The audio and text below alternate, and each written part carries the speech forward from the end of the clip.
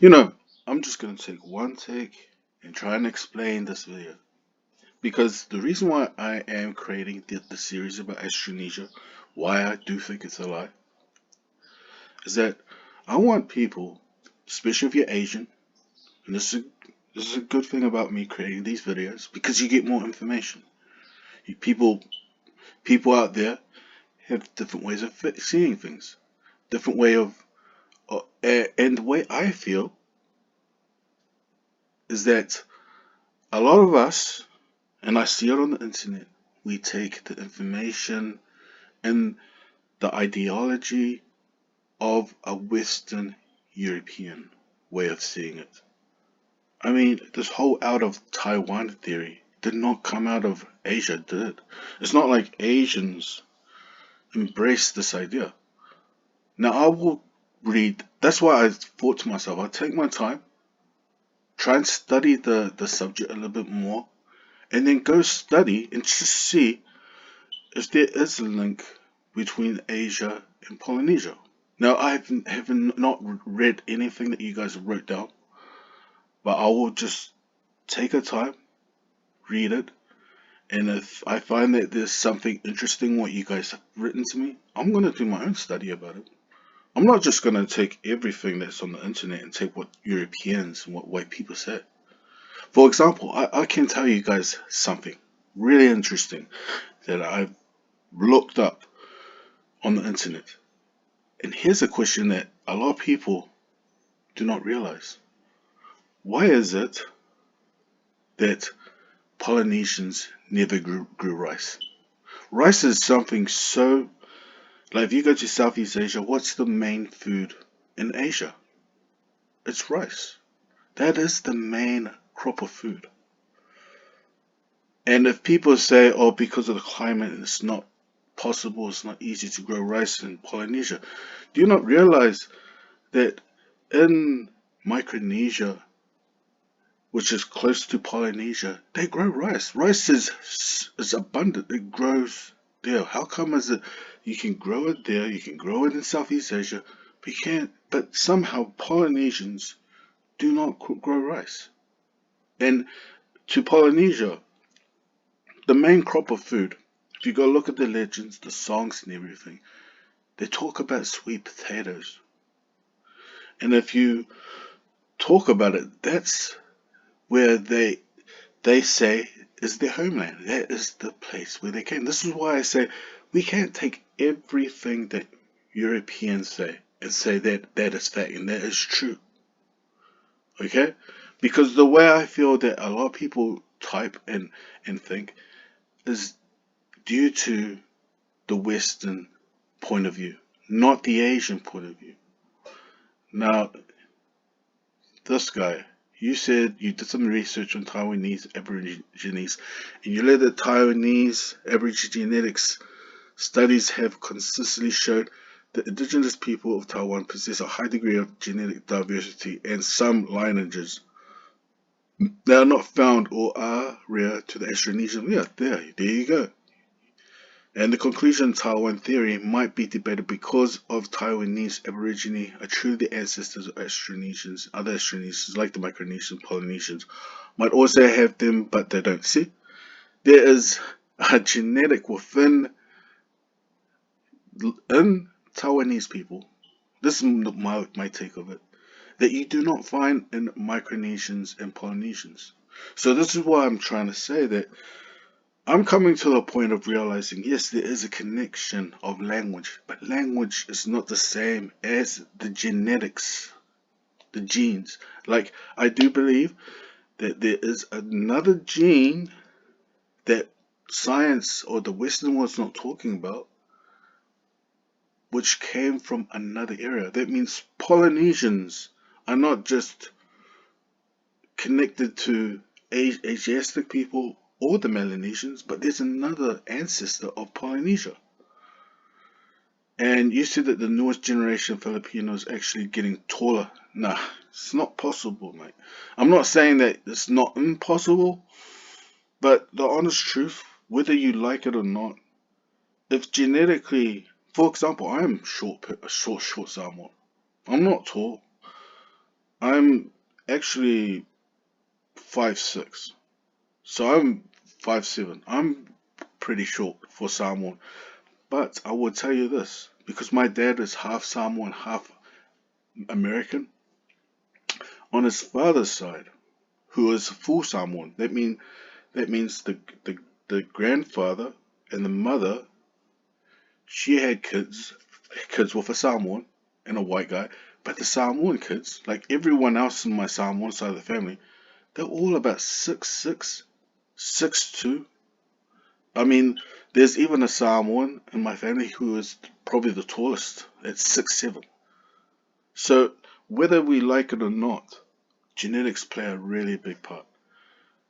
And even in rugby league, there are Asian mixed Samoans who play the NRL. So it just shows that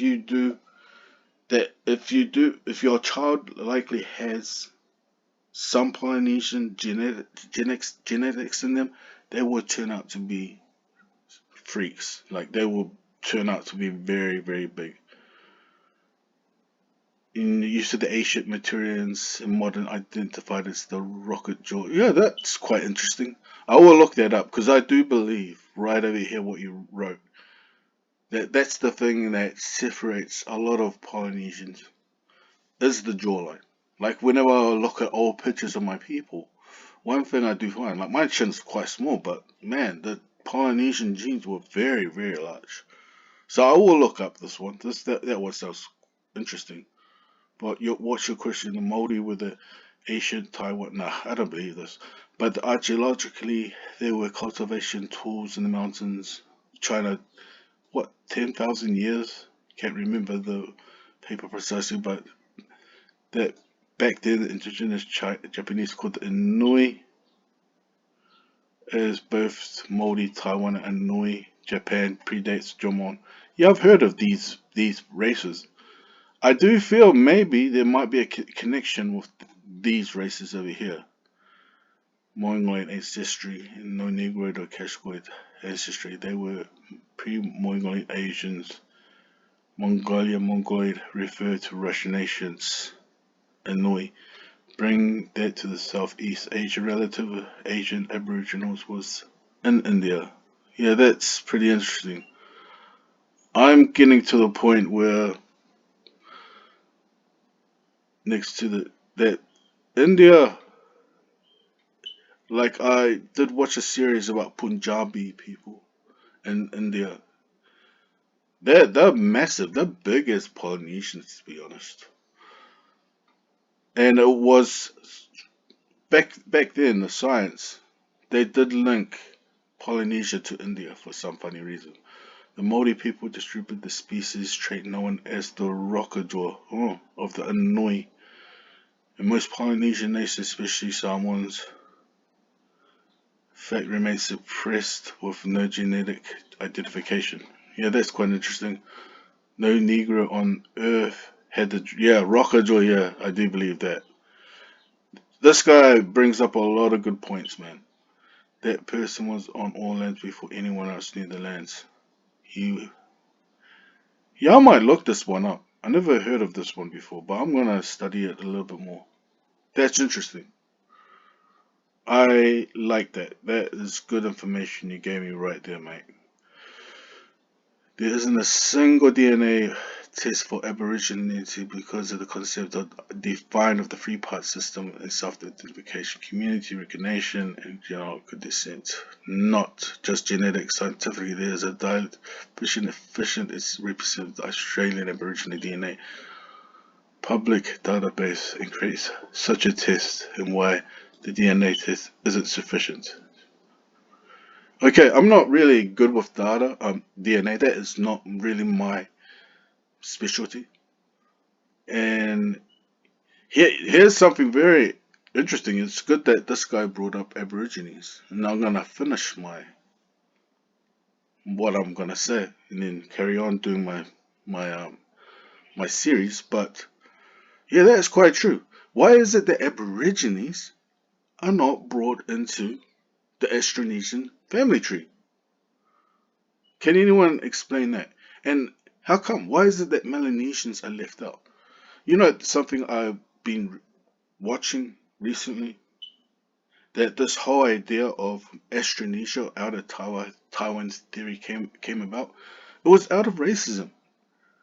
It was because when early Europeans were coming into Polynesia, this is what I've been reading, and what other people were talking about, was that a lot of the early Europeans, when they came into Polynesia, and they saw all these different races, right? And it is true because I have read that one of the sailors on the European ship did have a Filipino. And somehow, when he went to each island, he could understand all these islanders and the way they spoke. And because he was from Filipino, and they thought that, this is how the whole idea of the connection between Polynesia and Taiwanese, right? Because Europeans could not see a connection between Polynesia and Melanesia. And it all came down because of a racist bias, because we were two different people. That we were the reason why we were light skinned and we look a certain way was because we trace our ancestry back to Taiwan, to who they thought was the best looking race among the people that they met over there. But for me, and I'm coming to this conclusion because of the language, there's a connection between the Austronesian people in Asia, people in Micronesia, and people within Polynesia. But in saying all that, just like what this guy wrote about the Aboriginals' DNA, there's a third. That's what I'm trying to say. There's another ancestor that belongs to Polynesians. And it did not come out of Melanesia or Asia. And that's the point that I'm coming to. But whether they came from Siberia, in the Americas, or India, that's something I'm just going to keep researching. And if people give me different information, then I'm going to just go look it up and going to research it. And then if I feel like this is where my answers came from, then I'm going to try and find some sort of connection between their culture and the culture within Polynesia. That's all I'm going to do.